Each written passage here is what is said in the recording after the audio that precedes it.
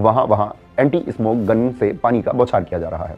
जैसे ही सेंसर गीला होता है वह हवा में मौजूद प्रदूषण के कणों को नहीं पढ़ पाता है और रीडिंग आधी हो जाती है। यह वही बात हुई कि मरीज को बुखार 104 डिग्री है, लेकिन आपने थर्मामीटर को बर्फ के पानी में डुबोकर कहा देखिए बुखार तो नॉर्मल है।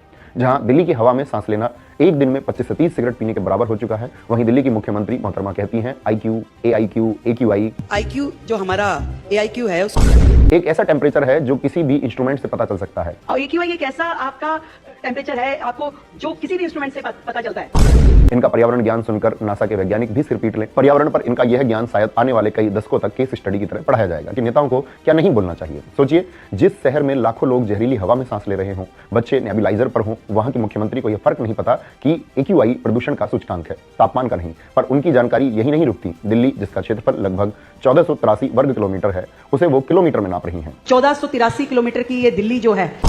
जब नीति निर्माता क्षेत्रफल और लंबाई का फर्क ना समझे, जब वो कहे कि हॉटस्पॉट का मतलब गर्म जगह होता है, इसीलिए हम वहां पानी छिड़क रहे हैं, हॉटस्पॉट भी तो करेंगे आप, कोई मॉनिटर नहीं करके AQI डाउन होता है क्या?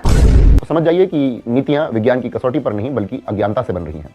क्योंकि मुख्यमंत्री साहिबा फाइलों को नहीं पढ़ती हैं, बस उस पर अंगूठा लगाती हैं। मुझे नहीं पता ये जहां फाइल पे कहता है अंगूठा लगा दो, मैं लगा दूं। जब शासक ही अनपढ़ हो तो जनता की जान खतरे में पड़नी तय है। साथियों, टीवी और मोबाइल पर आप रोज सुनते हैं कि PM 2.5 बढ़ गया है, लेकिन क्या आपने कभी सोचा है कि आखिर ये PM 2.5 भला क्या है? मैं आपको आसान भाषा में समझाता हूं ताकि आप इस खतरे को बारीकी से समझ सकें।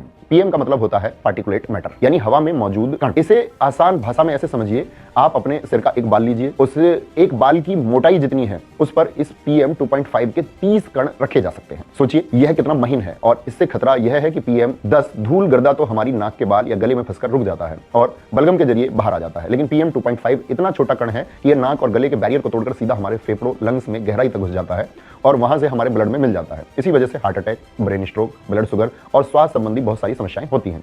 विश्व स्वास्थ्य संगठन WHO ने विज्ञान के आधार पर तय किया कि एक इंसान का शरीर 24 घंटे में हवा के 1 घन मीटर आयतन में अधिकतम 15 माइक्रोग्राम वजन तक के ही कण झेल सकता है। अगर मात्रा 15 से ऊपर जाती है तो शरीर का नेचुरल फिल्टर सिस्टम फेल होने लगता है। और दिल्ली और NCR के क्षेत्र